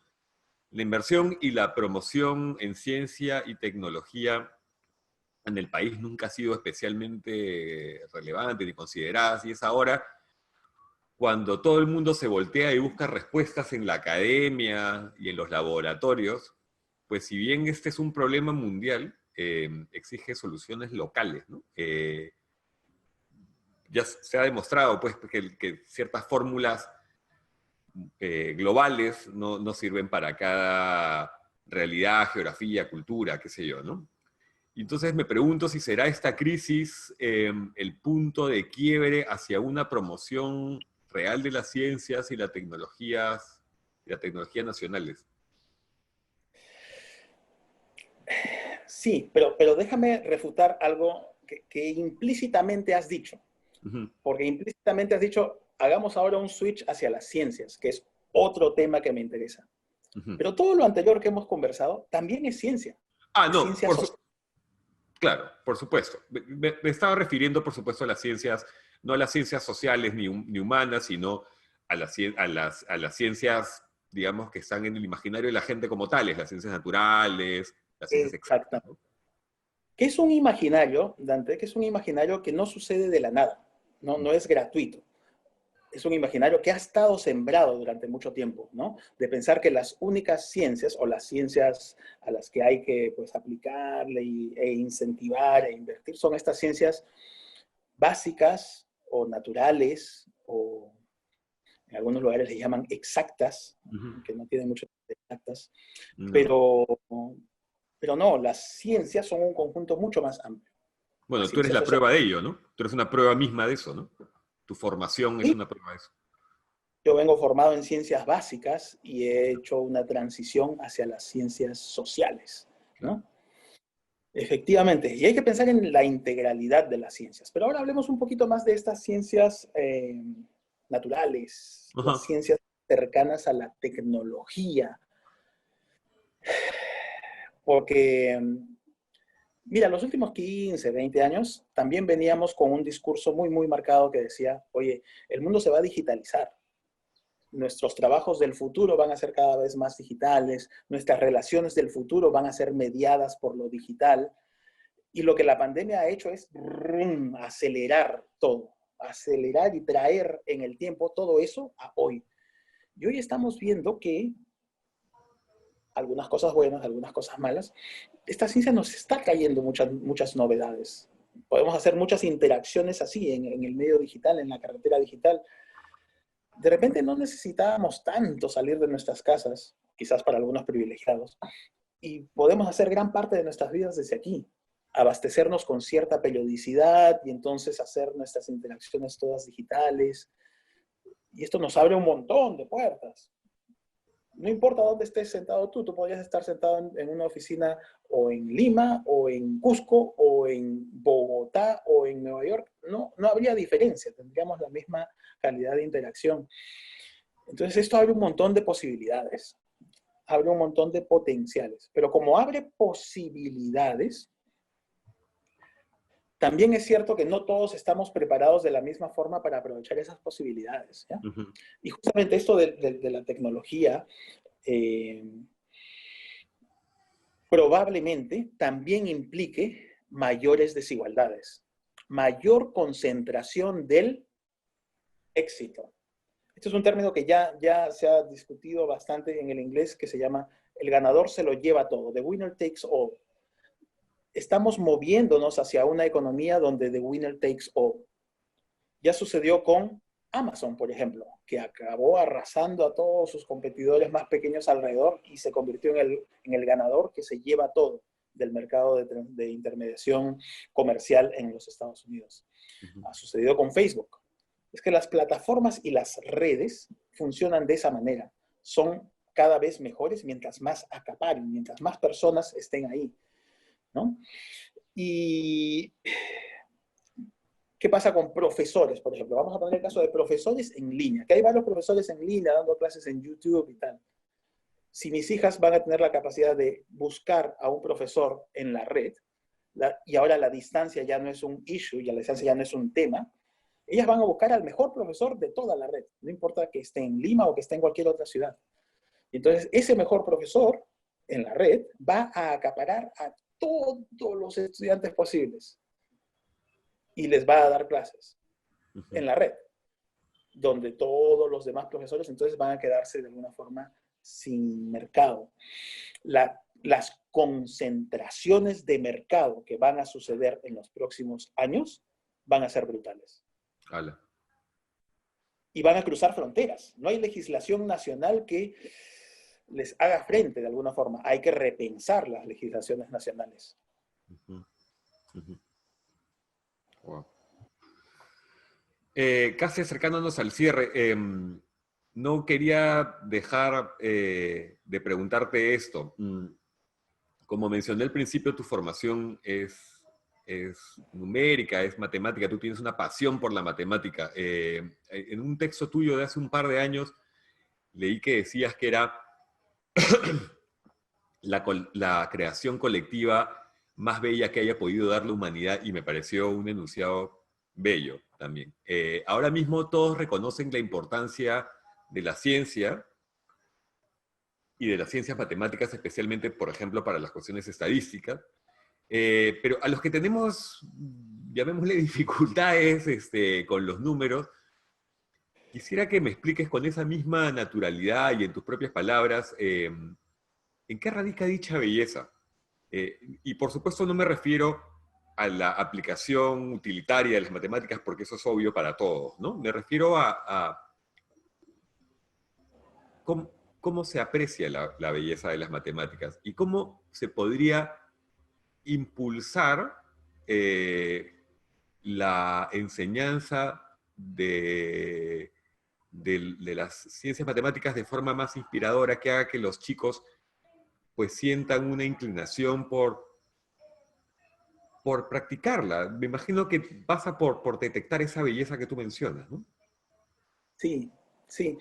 Y es la belleza o la admiración que tenemos por el aprendizaje, la admiración que tenemos por aprender.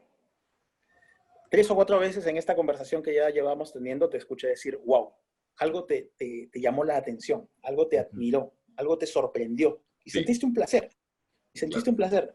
De eso se trata, de eso se trata. Solo que lamentablemente en el saber humano hemos compartimentalizado las letras versus las ciencias. Y ya de buenas a primeras se nos ha dicho, una cosa es placentera y la cosa es árida, es difícil, es dura, no es para todos.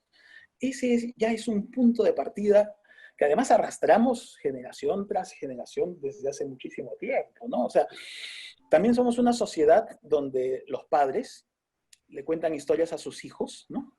Las historias de antes de dormir son cuentos, narraciones, y nos embelezamos con la belleza de la palabra. No hacemos lo mismo con la belleza de las ideas, o con la belleza de, no de las ideas, con la belleza de la ciencia. Correcto. No es que en la noche antes de dormir a los hijos les contamos, oye, qué chévere es el infinito, mira qué concepto tan monstruo, ¿no? el concepto de infinito. O así como existe el concepto de infinito, existe el concepto de infinitésimo. Lo extremadamente enorme y lo extremadamente microscópico. Y no hay límite, o en el límite estas cosas se comportan de maneras distintas, ¿no? Y es que no hemos sido formados para eso. Estamos súper acostumbrados a que, sí, en la noche o en la fogata del campamento, hablemos de un cuento, pero no hablemos de conceptos matemáticos. Punto de partida, creo que lo que estoy diciendo es que el punto de partida es no tenerles miedo y hacerlas mucho más cotidianas, mucho más de nuestros días, de nuestro día a día. Y nuevamente, no va a ser una cosa que cambie de la noche a la mañana, va a ser intergeneracional. Yo tuve mucha suerte, ¿ya? Muchísima suerte. Lo que conmigo sucedió fue azar. Uh-huh. Como sucede con muchas cosas en la vida, ¿ya? El azar tiene un rol mucho más importante de lo que creemos. Mira, yo soy el tercero de 5 hermanos, ¿ya? O como mi mamá dice, el cuarto de 6, el que me antecedía falleció. Soy el tercero de 5 hermanos vivos. Y mi hermano mayor me lleva como 18 años, algo así. Me lleva bastante. Es un matrimonio previo de mi madre, pero es mi hermano, hemos vivido juntos y tal. Entonces, no, me lleva como 15 años. Porque cuando yo tenía 4 o 5 años, él tenía 18, 19, y estaba en la uni, en la Universidad Nacional de Ingeniería, a la que yo después fui también, ¿no? Estaba en la uni y en esos momentos, en los 70s, hubo una huelga. Una de esas huelgas enormes que la universidad se paraliza todo un año, no hay actividades y tal. Y él estaba de cachimbo, ¿ya? Cachimbo en la universidad, huelga. ¿Qué podía hacer? Ya, madre, no sé, pues. Se quedaba en la casa a escuchar música, ¿ya? A escuchar música. Y me tomó de conejillo, ¿ya? Me tomó de conejillo. Oye, ven aquí, vamos a jugar. Me decía, vamos a jugar. ¿Y a qué jugábamos? Jugábamos a pensar lógicamente. Me enseñaba diagramas lógicos de lo que hoy se llama álgebra de Boole. O después más grande me enteré que se llama el álgebra de Boole. Me enseñaba juegos lógicos, juegos para pensar, así. O sea, una cosa que surgió básicamente de su aburrimiento, ¿ya? Uh-huh. Y así como me enseñaba a jugar lógicamente, a pensar, a maravillarme con las cosas, lo hacíamos escuchando la música que a él le encantaba en ese momento, que era jazz. Entonces, por eso es que yo también soy tan melómano, ¿ya? Así como amo a las matemáticas, amo a la música. Y amo a esa música particular. Jazz me encanta. Después me encanta el rock en español porque, bueno, marcó mi juventud. Pero jazz es una banda que la tengo muy, muy, muy en el corazón.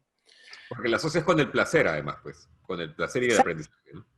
Exacto. Y ese placer de los 4 años, cuando a los 4 años nadie me había dicho, oye, las matemáticas son duras, las matemáticas son difíciles. No, no, no. Mi primera aproximación fue mi hermano diciéndome, oye, ven a jugar. Y vamos a jugar. Y jugamos 1, 2, 3 veces. Y ya después lo que sucedió era que yo lo buscaba. Oye, Lucho, vamos a jugar, enséñame a jugar, escuchemos música, juguemos.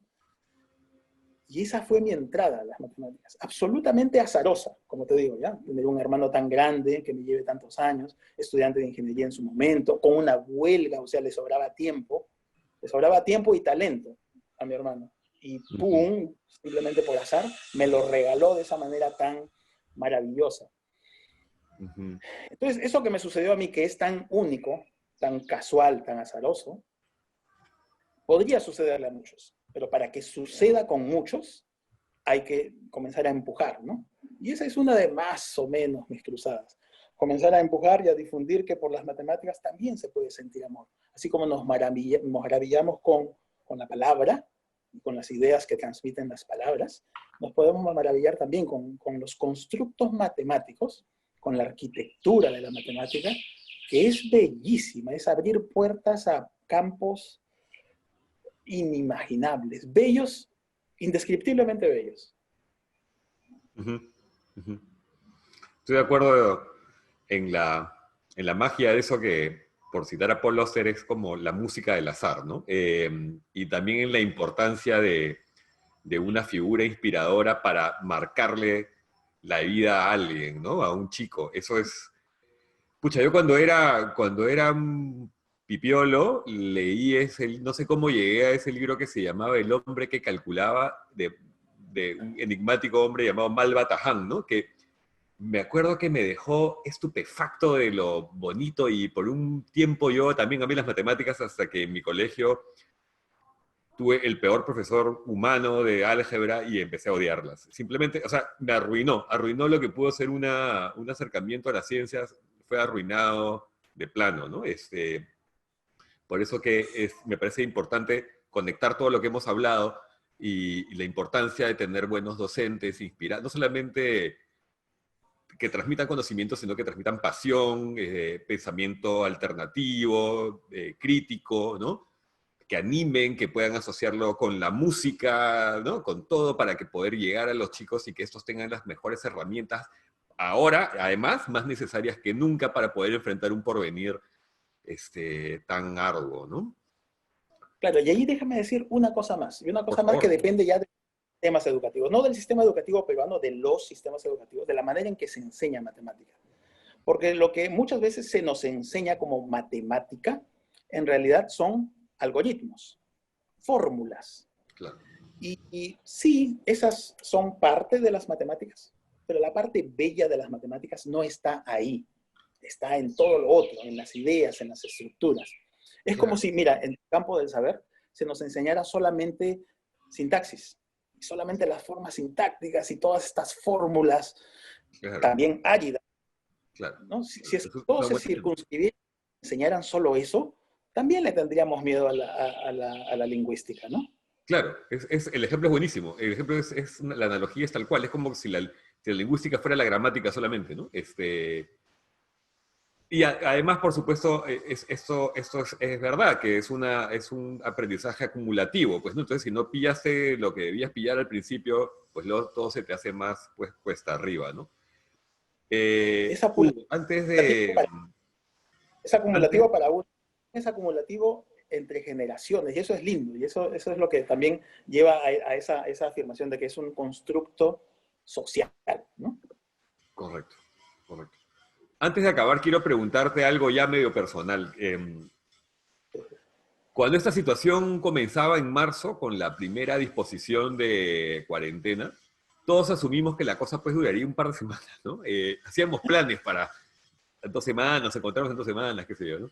Pero a medida que estas fueron pasando, se renovaban las cuarentenas y la crisis se agravaba y veíamos cómo se nos trastornaban el futuro y los planes que hacíamos, ¿no? Suponíamos que nos reencontraríamos para el Día de la Madre, luego fue para el Día del Padre, luego para fiestas patrias, y los chicos pensaron que volverían a encontrarse al volver de unas vacaciones que nunca fueron, y van a llegar la primavera, y luego la canción criolla, y lo más probable es que todos sigamos recluidos y asustados en la medida de lo posible. Hugo, dentro de 3 meses vas a cumplir 50 años, 50 tacos. Hoy, 21 de agosto, ¿cómo esperas celebrarlo? Exactamente, voy a cumplir 50. Cuando iba a cumplir 40, pensé en celebrarlo, ¿ya? Porque los seres humanos también tenemos esta fascinación con los múltiplos de 10, ¿no? Sí, sí, sí, los números redondos. Yo he escrito sobre eso, me parece interesantísimo el tema, sí. Sí, que es también azaroso, ¿no? No tiene por qué. No, no. Hay sociedades que se rigen por múltiplos de 3. Y hay cuentos donde las sociedades se rigen por múltiplos de 7. Sería interesante todo eso, ¿no? Pero bueno, ya. Yo quería celebrar algo cuando cumplía los 40 y de alguna forma el día a día me ganó. En ese momento estaba trabajando en Bogotá. Tampoco estaba aquí en Lima, no tenía a los amigos cerca y tal, y acabó pasando de la manera más desapercibida posible. Probablemente ahora a los 50 pase algo similar, ¿no? O en todo caso, no voy a celebrar, quizás lo que pase sea que no celebre el día de los 50, ¿no? O el momento de los 50, qué sé yo. Pero de alguna forma ya lo vengo celebrando. Estos tiempos de encierro le permiten a uno también pensar mucho, ¿no? Claro. Pensar, repriorizar. Y más de una vez me ha pasado por la cabeza, ya pues ya son 50, ¿no? Y también está sucediendo que varios de mis amigos están cumpliendo 50, claro, ¿no? Ya varios de mis amigos están cumpliendo 50, cada uno celebra a su manera, sigue sus ritos, ¿no? Y de alguna forma eso viene convirtiéndose en mi propio rito. Celebrar los 50 de mis amigos, seguir reflexionando de a pocos y tal. ¿Qué haré ese día? No sé, no sé. Era, Abrazo. Era también un poco una manera de preguntarte cómo ves el futuro próximo, ¿no? Ujú. ¿Cuánto durará este encierro? ¿Cuándo volveremos a la vida? A la vida como la conocíamos, para mejor, para peor. ¿Cuánto durará el miedo, Hugo? ¿Cuánto crees que nos volvamos a reencontrar? ¿Vamos a celebrar la Navidad? O sea, ¿cómo ves eso? Es por supuesto que partiendo de una suposición, una subjetividad, ¿no? O sea, no te estoy pidiendo una No, respuesta. absolutamente. Y me leíste la mente con uno de los términos que has utilizado. Porque lo que te iba a decir es algo que es realista, pesimista, ¿ya? Ujú. Y es que si de verdad queremos planificar en el escenario de repente más triste, más lamentable, pero no improbable, es, oigan, pensemos en cómo va a ser la Navidad, no del 2020, pensemos en cómo va a ser la Navidad del 2021. Ujú. Todavía la pandemia, como el dinosaurio, seguirá aquí. Esto es mucho más duro de lo que creemos. Sí. Esto va a ser más largo de lo que queremos imaginar. Mm. Vamos a pasar por elecciones, vamos a pasar por cambio de gobierno y vamos a seguir en medio de la pandemia. Wow. Wow. Bueno, está bueno saber, mejor saberlo que vivir de una ilusión que no tenga sustento y Exacto, que solo genere frustración, ¿no? exacto. E ir desilusionándonos mes tras mes, trimestre tras trimestre, ¿no? O en todo caso, si esto sirve de algo, es para esto que los gringos dicen, ¿cómo es? Planea frente al peor escenario, pero trabaja para conseguir el mejor. Claro, claro. Tal cual. Bueno, querido Hugo, has mencionado un poco al vuelo las actividades que has venido realizando justo ahora último. Has mencionado las actividades y cómo te has ido preparando en estos últimos tiempos. Dime, por favor, porque siempre le pregunto a todos los invitados, ¿qué cosas has descubierto? ¿Qué libros has encontrado? ¿Qué series de televisión con cuáles te relajas? ¿Qué podcast? Danos unos cuantos tips. Uf, varias cosas, ya he descubierto varias cosas. Música. Tengo, los amigos que saben cuán melómano soy siempre me envían buena música. Eh, eh, Siempre están actualizándome. Ahorita no tengo así en la punta de la lengua No algún te preocupes. nombre de una buena. Ah, y la nueva cosa que me ha sucedido y me tiene súper feliz es que ahora son mis hijas las que me nutren de música, ¿no? Hace un par de años fui por primera vez ya a un festival con mi hija mayor y bueno, le encantó los Strokes, le encantaron bandas que vimos ahí, 21 Pilots, que es una banda mucho más para ella, digamos, para el gusto de ella y tal, pero ya de ahí ha sucedido que ellas me nutren de música O sea, y al que Viva están, por el Rock fuiste. sí, sí, fuimos al Ah, yo también fui Lollapalooza con mi hijo, claro. También fue una situación parecida, sí. y desde ahí ellas me nutren de música, me cuentan sus descubrimientos y bueno, esa es una cosa, ¿no? Te quería Ujú. contar algo que he leído. Al inicio de la pandemia casi no podía leer, ¿ya? Porque estaba súper enfocado en el problema y tratar de aportar y tal. No tenía paz, no tenía calma para leer. Trataba de leer y no podía. Hasta que hace un mes más o menos pude leer la biografía de Spinetta, un libro que salió recientemente, ha salido hace menos de un año, Sergio Marchi. Ujú. Es un señor que escribe muchas biografías de estos íconos del rock de los 80s argentinos, que es una movida de la cual yo soy muy fan. Me importa Ujú. mucho, me interesa mucho. Es la movida de mi adolescencia, entonces me ha acompañado después de eso mucho tiempo, ¿no? Ujú. Spinetta me encanta. Entonces me Ujú. encantó leer esa biografía que recomiendo, Sergio Marchi, biografía de Spinetta. Ujú. Eh, Después he leído muchísimas cosas, pero este, profesionales, ¿no? Cosas que me Claro. sirven para la profesión. Y yo siempre trato también de vincular mi profesión con mi rol de padre, ¿ya? Cuando mis hijas eran pequeñas, 10, 15 años atrás, me metí muchísimo a entender la literatura esta de desarrollo infantil temprano para usarla profesionalmente, y por ahí escribí algunas cosas y tal, pero también para usarla en mi rol de padre. Ahora estoy metiéndome muchísimo a la literatura sobre los adolescentes, sobre los jóvenes. Por eso es que también estoy trabajando tanto sobre el empleo juvenil y todo eso, ¿no? Es algo bien interesante. De alguna manera vinculo mis intereses académicos con mi interés de ser un buen papá, digamos. Tratar de ser un buen papá. Bueno. Normalmente yo también recomiendo un par de libros electrónicos o de descarga antes de acabar, pero sucede que hoy día empieza la Feria del Libro, Hugo, y quiero hacer hincapié en el hecho de que esta vez, por supuesto, se trata de una versión distinta, como todo, es una versión virtual de la Feria del Libro, y animo a todos los que estén escuchándonos que participen, que asistan a las charlas, que compren, que ayudemos a dinamizar la industria editorial que ha sido tan golpeada en estos meses. Entonces, por esa circunstancia, les voy a recomendar no uno ni dos, sino 10 lanzamientos muy rápidamente que se van a llevar a cabo en la feria. Así que rápidamente los voy a mencionar. El inicio de la República Peruana de Natalia Sobrevilla, editado por la Universidad Católica. 2, un libro que estaba esperando. Alberto Flores Galindo, Utopía, Historia y Revolución, de Carlos Aguirre y Charles Walker, editado por La Siniestra. Tesoro de Nombres Ayánicas, editado por el RENIEC. La Niñez del Perú en la Mira, 4, de Enrique Vázquez, publicado por la Universidad del Pacífico. La reedición de El Clásico y Hermoso Jimena de Dos Caminos, de Laura Riesco, editado por Lumen. En Piura, es un libro de fotografías del grandísimo Billy Hare, editado por la UPC. Otro libro esperado es Pachacuti Feminista, Ensayos y Testimonios sobre Arte, Escritura y Pensamiento Feminista en el Perú Contemporáneo, editado por Claudia Salazar Jiménez para Caja Negra.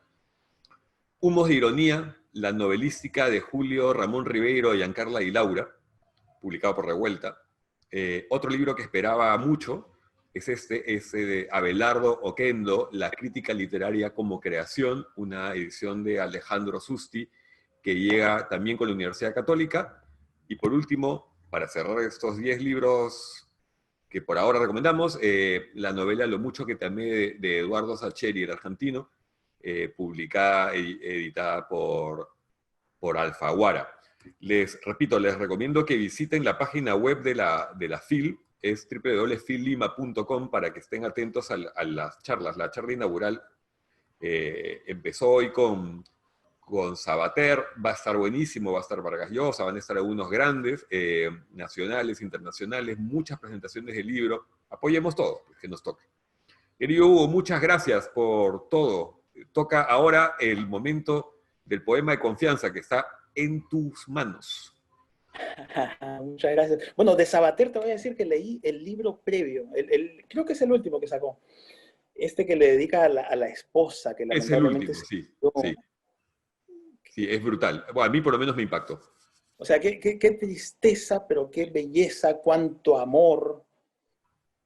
Sí. Yo también me quedé un poco, o sea, me impactó, me conmocionó el libro, sí. Sí. Es como lo has dicho, es tan triste y tan bonito a la vez, ¿no? ¿No? ¿Y cómo es que alguien puede estar tan enamorado de otra persona y recordarla como es, ¿no? Sí. Vale mucho la pena. Bueno, me pediste que seleccionara un poema y he seleccionado el de un amigo, mira, el de un amigo común, del buen Jero Pimentel. Ajá. Justamente me lo pasó hace poco tiempo cuando estábamos hablando de la ciencia y de esto, y me pareció nuevamente tan bello y tan lleno de amor, que dije, ya que me dan la oportunidad de seleccionar un poema, voy a seleccionar por la frescura con la que me ha llegado y también por lo mucho que me toca a mí en particular. Se llama Nostalgia de lo Absoluto. No sé si creo en Dios, creo en la fuerza atómica, que nos une y da forma. Su afinidad nos hace tal cual somos, y así puedo verte, tocarte y amarte. Cuando sueño que su poder se debilita, la realidad pierde constitución. La materia se deshace como celuloide en una pesadilla de fuego, y la vida torna monstruosa, como un fósforo en el ojo de una oruga. Esas mañanas despierto alborozado con un grito seco, y le reclamo al día por aquello que perdió la noche, y el día me satisface. Cada mañana la reposición ocurre como si lo más elemental del mundo gozara de voluntad. Las partículas se unen, la naturaleza se compone. Reaparece ese cálido aspecto de paraíso echado a perder. Pero aún así lo que veo halaga la memoria de mi tacto. Estás. Por eso, si Dios es el nombre que le damos a la afinidad indivisible, entonces creo en el Dios de la fuerza atómica. Soy su más fervoroso creyente. Mira qué lindo. Fantástico. Parece escrito para ti, además. Querido Hugo, he disfrutado muchísimo esta extensa charla y todo gracias a tu brillantez y a la claridad que aludí al principio. Siento que he aprendido muchísimo en estas casi 2 horas. Te lo agradezco, te agradezco tu tiempo y tu buena disposición y ojalá sigas en la brega, que sigas iluminando a los lectores y a todos los interesados en ver cómo salimos de este asunto tan complicado, que con ilusión, trabajo, ciencia, pensamiento, reflexión, voluntad, ¿no? Como las que transmites. Gracias, gracias, de verdad. Bueno, amigos, eso es todo. Las gracias a ti por este espacio que vienes dando, porque que es un gran aporte, creo yo, ¿no? Y lo otro que decías acerca de contribuir, bueno, contribuir sí, siempre dentro de una comunidad científica, ¿no? Nadie tiene la última verdad. La verdad tenemos que construirla juntos. Correcto, correcto. Es lo que llaman en inglés working process, ¿no? Siempre. No hay verdades absolutas. En eso, acá creemos firmemente en ese concepto. Bueno, eso es todo, amigos. Nos vemos el próximo viernes con otro invitado de la calidad de Hugo, que nos ayude a ponerle un poco de luz y certezas a tanta confusión. Muy rápidamente los invito a darle like a la página de Puesto de Confianza en Facebook y a suscribirse al canal de YouTube, donde se encuentran las charlas previas y donde encontrarán también esta con el genial y generoso Hugo Ñoco. Pues eso es todo. Muchas gracias, buena suerte y que viva la República, amigos. Adiós.